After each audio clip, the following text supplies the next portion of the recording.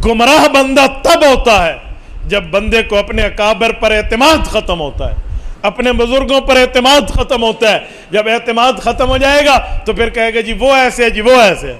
अपने को नहीं सुनेंगे, अपने को नहीं समझ।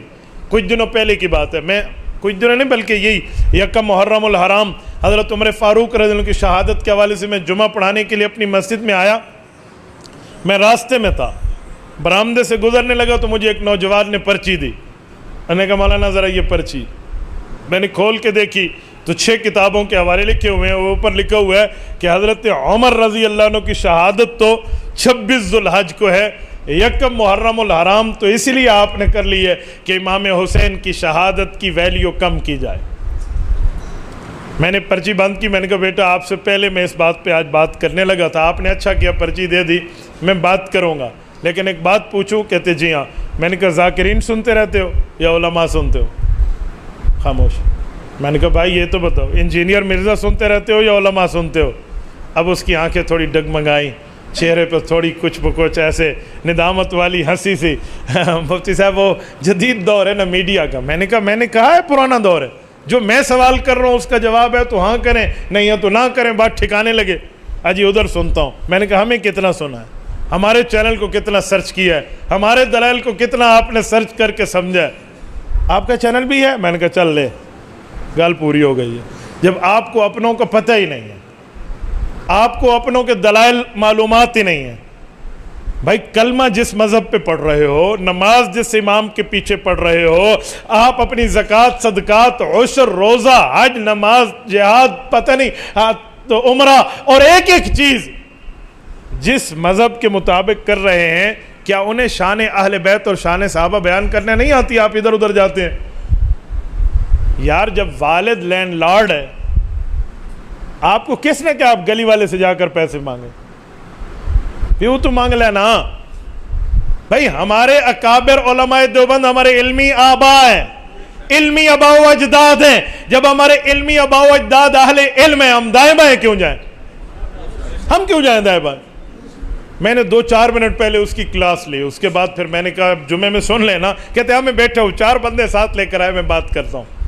मैंने फिर उन्हें हवाला पेश किया। मैंने कहा चलो मैं इसी पर बात कर लेता हूँ। जो पहला हवाला आपने इमाम इब्न कसीर रहमतुल्लाह का पेश किया है कि 26 ज़ुल्हज्जा की शहादत है, ये लिखा हुआ है, इतनी बात लिखी है, लेकिन ये आधा सच है। मसला ये है इसने गैर को सुना तो उसने आधी बात बताई, अगली बात छोड़ दी। वहां लिखा हुआ है कि 26 ज़ुल्हज्जा को शहादत हुई, लेकिन सच्ची बात यह है कि 26 को जख्म लगा, 27, 28, 29 हजरत उमर जख्मी रहे और यकम मुहर्रम को शहीद हुए। वल अव्वल मा असह, पहली बात जो कर रहे हैं कि यकम को शहीद हुआ, यह यकम वाला कौल बहुत बेहतर है, सही कौल ये है।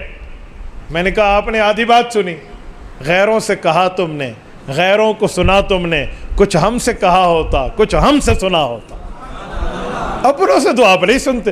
फिर मैंने उसे समझाया, मैंने कहा भाई 26 को हज़रत उमर फ़ारूक रज़ी अल्लाह की ज़ख्मी होने की बात है, वार हुआ है, हमला हुआ है, यकम मुहर्रम की शहादत है।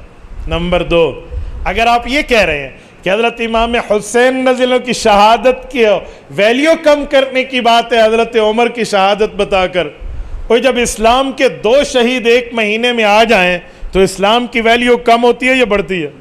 बोलिए। तो मैंने कहा ये तुम्हें किसने कहा कि वैल्यू कम हो रही है? तो वो कहेंगे भाई इस्लाम का पहला दिन भी शहादत के खून से रंगीन है, और अमीरुल मोमिनीन उमर की शहादत है, और 10 मुहर्रमुल हराम हज़रत हुसैन रज़ी अल्लाह अन्हु के अपने रफ़क़ा के साथ शहादत है।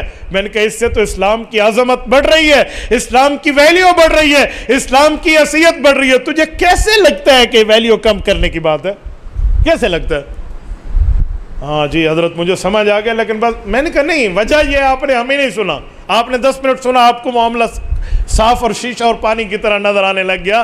तो मैं आपसे भी यही कहूँगा, ये मोबाइल है ना, इस मोबाइल में अगर अहले बातिल के बयानात अपलोडेड हैं आईडी पर, किसी की आईडी पर, आप किसी की वाल पर आपको नजर आते हैं, वो इसीलिए नहीं है कि आप अहले बातिल को सुनना शुरू कर दें, वो इसीलिए नहीं है, वो इसीलिए नहीं है भाई, वो इसलिए है कि वो झूठे बंदे की पहचान आपको उलमा कराएंगे।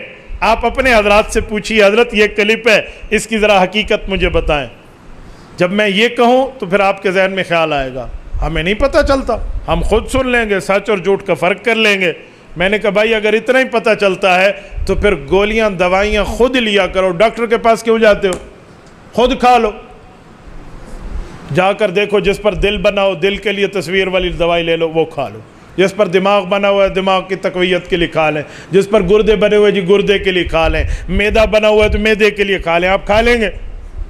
کہیں گے جی جان کا معاملہ ہے، تو بھائی جان کے لیے ماہر کے پاس جا کر چیک اپ کراتا ہے، اور جو ایمان کا معاملہ ہے اس کے لیے چیک اپ کیوں نہیں کراتا؟